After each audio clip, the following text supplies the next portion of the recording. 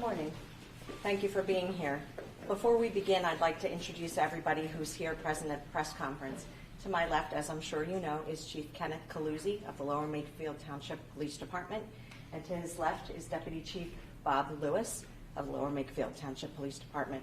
Behind is, from the left, County Detective Tim Campbell.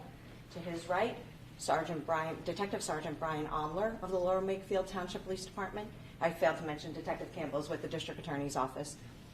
And then to his right is our coroner, Patty Campy, Bucks County Coroner. And directly behind me is my colleague, A.J. Garabedian, who is the prosecutor assigned to the case, and Rebecca Vanderworth, who is the second chair prosecutor assigned to prosecute this case. And to her right is Chief Martin McDonough of the District Attorney's Office, County Detectives. And behind Chief McDonough, to his right, is Detective Peter Lang of the Lower Makefield Township Police Department. And behind him, Detective Dante Montella, my colleague from the District Attorney's Office, County Detectives. Yesterday, we charged Trevor Weigel, 23 years of age, for the murder of Jaden Battista.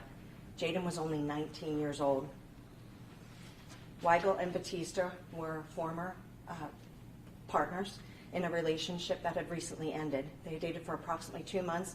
The relationship recently ended, and obviously they remained amicable. On Friday, officers from the Lower Makefield Township Police Department were dispatched to 2507 Waterford Road in Lower Makefield. It was on Friday the 16th at approximately 2:22 p.m. following a 911 call of a burglary in progress. It was reported that a white male was attempting to enter the residence through a first floor window. When the first officer arrived, as he was pulling up to the residence, he observed a man standing outside of a red Mustang with the door open. Before that officer could exit his patrol vehicle, he saw this male chase a female, subsequently tackle her, and begin to stab her. Obviously, that officer immediately approached in an effort to try to stop the attack and to render aid. The male then fled, gave chase. He actually scaled a fence, and other officers, one particular, punched through the fence to apprehend the male. While the male gave chase, he was observed stabbing himself in the neck. The officer who first responded attempted life-saving measures to the victim, Jaden Battista, but was unsuccessful. Ultimately, she was transferred to St. Mary's Medical Center, where she succumbed to her injuries. The male that fled, that scaled the fence where officers were able to apprehend him, was subsequently tased and taken into custody. And on the path of travel where he ran from his vehicle to attack the female, was discovered a knife that was consistent with the knife used to stab Jaden Battista.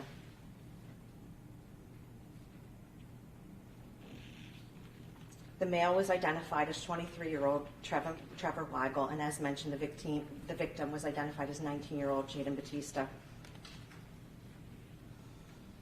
Weigel was treated for his injuries and is presently being treated for his injuries at St. Mary's Medical Center, however, is expected to survive. Yesterday, he was arrested for the murder of Jaden Battista, and Judge Michael Petrucci denied bail.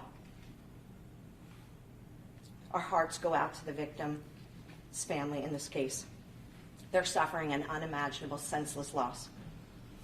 This case serves as a reminder that one can never fully appreciate the lethality of a situation when enduring domestic violence. If you or someone you know is in a domestic abusive relationship, please call for help to the numbers we've provided. But our thoughts also go out to the officers who responded, and in particular, the original responding officer who witnessed Jaden's murder. It is my understanding that he served 2 tours in Iraq, then worked as a police officer in the city of Philadelphia in a high crime area, and then came to work for the Lower Makefield Township Police Department, where we're privileged to have him. As you can imagine, there is vicarious trauma often that occurs when officers respond to such an unimaginable scene, so our thoughts are with all of the officers who responded as well. I'm going to turn it over to Chief Caluzzi, and then we'll take any questions you may have. Thank you, District Attorney Shorten. Appreciate that. First, I want to offer my condolences to Jaden's family on behalf of the District Attorney's Office and the Lower Makefield Police Department. As the district attorney said, it was a horrendous, horrible incident. Just imagine the first police officer responding to this situation. He pulls up on the scene. He sees a male brutally and violently stabbing a young 19-year-old female. He tries to take every measure he can to save her life, while other police officers give chase to this coward who was running from the scene.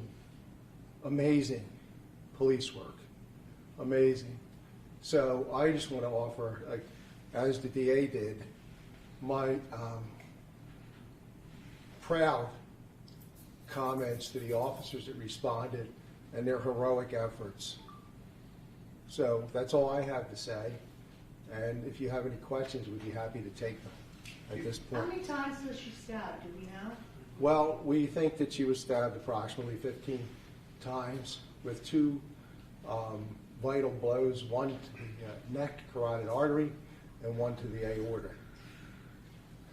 Had he been threatened? Do you any sense from her family whether he had been threatening her during the 2 months that they've been broken up? Well, there's some indication, but we don't want to go into that right now and talk about what the DAs know and what our detectives uncovered during this investigation.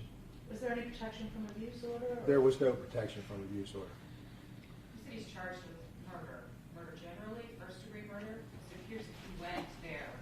We traditionally charge murder generally, which covers first degree, second degree, and third degree murder. And in this particular case, obviously, we will argue that this is a first degree murder, premeditated with a specific intent to kill. And when you have a deadly weapon on a vital part of the body, it's pretty evident that this is a first degree murder.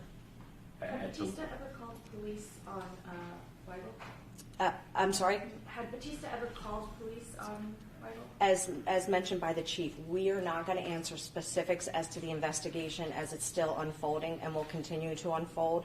But again, just reminding the community that if you know someone who is in an abusive relationship, please seek out help.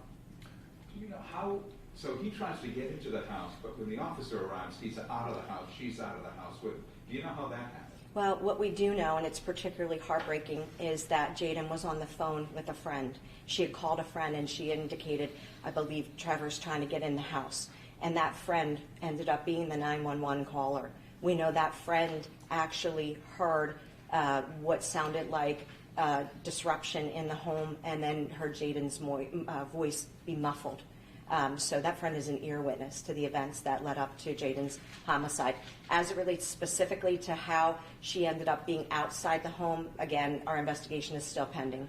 The car door was open when police, the Mustang was open when police arrived. Was Jaden in the car or was she out of the car? No, excuse me. The Trevor was standing by the Mustang. If right. Yes, and Jaden was initially, sorry, Joe, Jaden initially was not seen. And obviously this is unfolding in real time for this officer. And as he's looking into his passenger side mirror, he sees a young woman run and then sees this individual that he had no reason to believe was associated flee. And like I said, this unfolded right before him despite his valiant efforts to try to intervene and then obviously render aid. Was there anyone else home that witnessed this?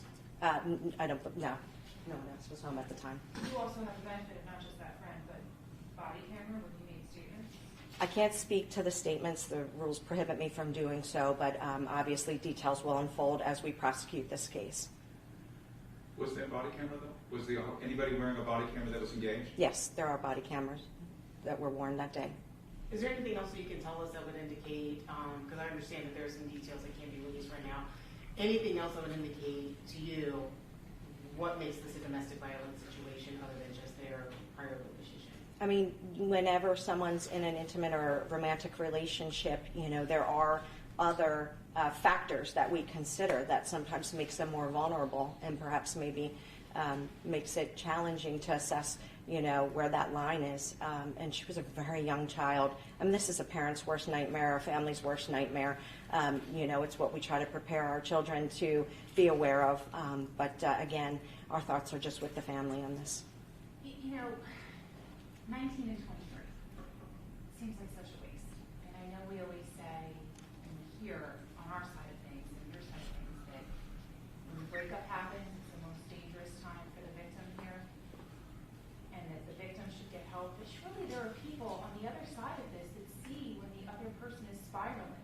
isn't there some responsibility for them too to, call police and let you all know that this person could be a danger?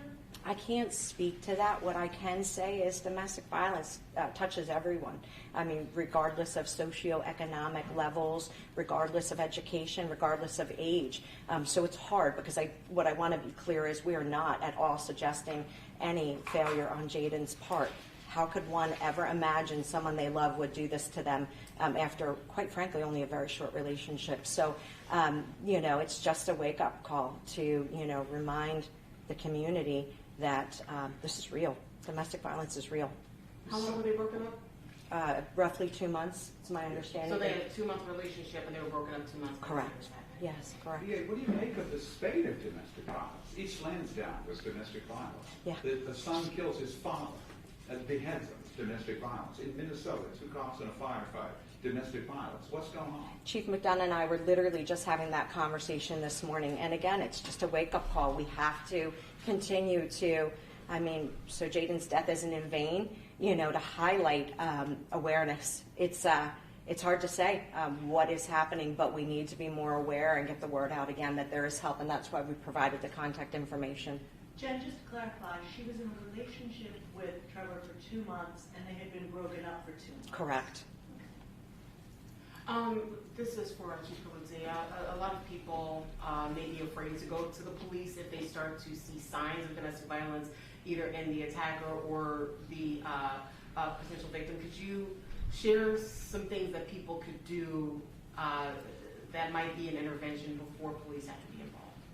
Well, there should be police involvement immediately. They should come to the police department. They should report that and have police walk them through the system and tell them what the advantages are of seeking help in those situations. As far as what the victims or what the family members see, if you see an emotional change in an individual acting differently than they normally do, probe a little bit, ask some questions, find out why. Who lived in the home with her? We believe that she was staying with her grandmother. Do you know how many wounds Mr. Weigel had on his neck? I don't know. Okay. Thank you very much. We appreciate it. Thanks, everybody. Thank you.